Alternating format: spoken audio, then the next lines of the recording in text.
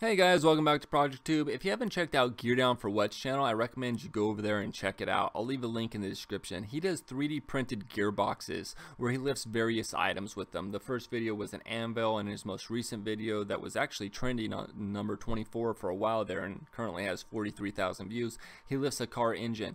Him and I have been talking about doing a collaboration for some time now where I would cast his 3D printed gearbox out of metal.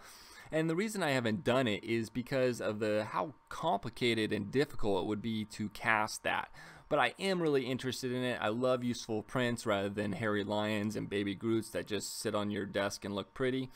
And in his most recent video, there was a lot of comments asking about, casting it in metal, and I got a kick out of a lot of the comments because they kind of were basically saying how easy it would be to cast it. You just put it in plaster, melt out the PLA, pour the metal in, wham, bam, thank you, ma'am. You have a casted, gearbox. Frankly, it's not that easy. So let's look into what are the hurdles we have to overcome to get this thing cast correctly.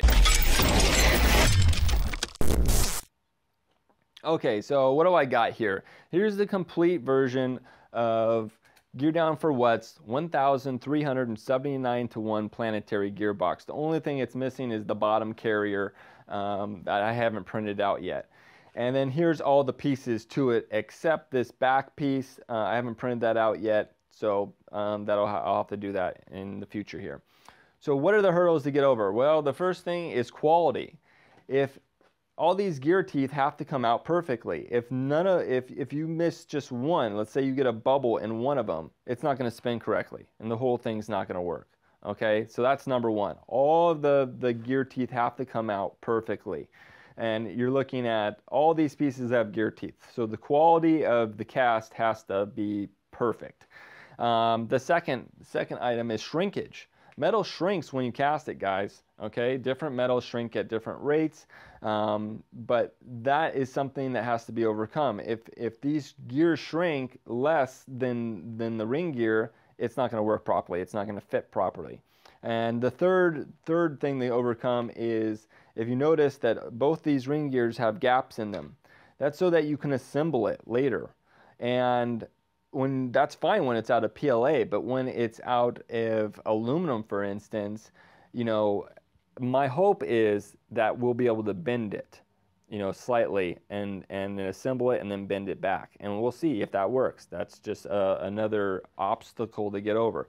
So those are the main three obstacles. Now, how am I going to overcome it? Well, obviously, we'll bend the ring gear for that. The quality, we'll have to paint in plaster into all these gear teeth and just hope that we get a good fill. We'll also need a very high main screw so that there's enough pressure to push the metal into all those small little grooves.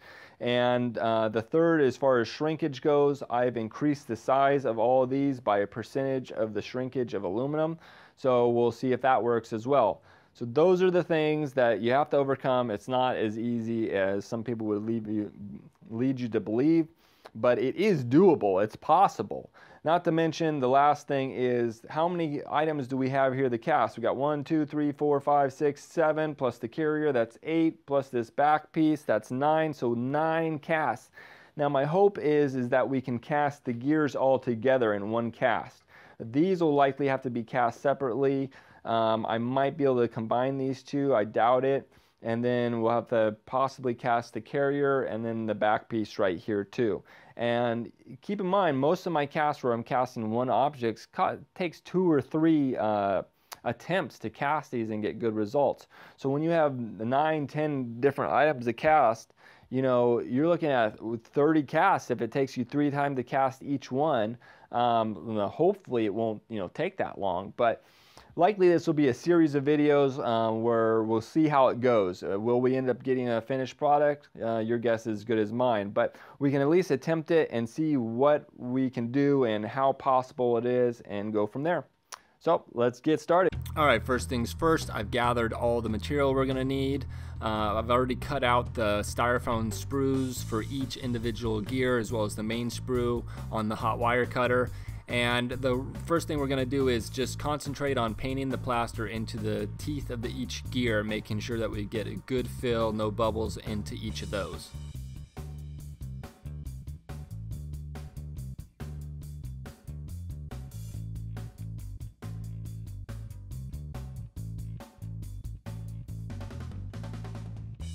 As you can see, I went ahead and plastered over the top and bottom of each gear, and then I just took a razor knife and scraped that clean so that we can attach a bottom small sprue. This will be easier to separate them all once they're cast, leaving just a little piece on the bottom rather than the whole bottom to grind off or cut off. So here I'm taking each individual gear and hot gluing them to each of the branches of the tree that we're going to build here.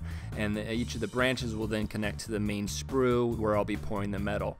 And after that, I will go ahead and attach the top vent risers and then use the plaster to plaster over all those areas where I connected these risers to. So here's the monstrosity of the finished tree. I think it came out pretty good considering I've never done anything like this before, and this will allow us to cast all the gears at once. The thing to note here is the height of the main sprue and the vent sprues. This will create hopefully enough pressure to force the metal down into each of the gear teeth. Also, I don't know if this is technically true, but I always make the vent sprues smaller than the main sprue. That would help to create more pressure in there as the metal has less room to come out. That may be true or not, I'm not sure, but that's a practice that I generally take as well. We're gonna go ahead and use the box for my new blue microphone. It just ended up being the perfect size.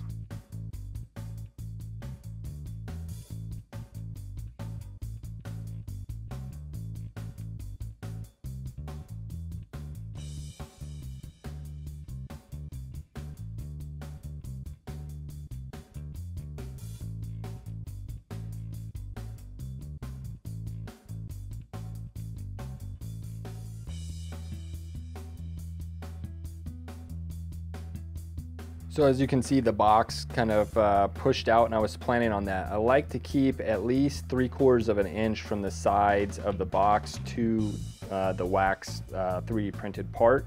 This way, if there's any cracking in the mold, it won't penetrate to where the wax is and allow metal to spring out. That happened on my Pirates of the Caribbean casting, and it was just a mess.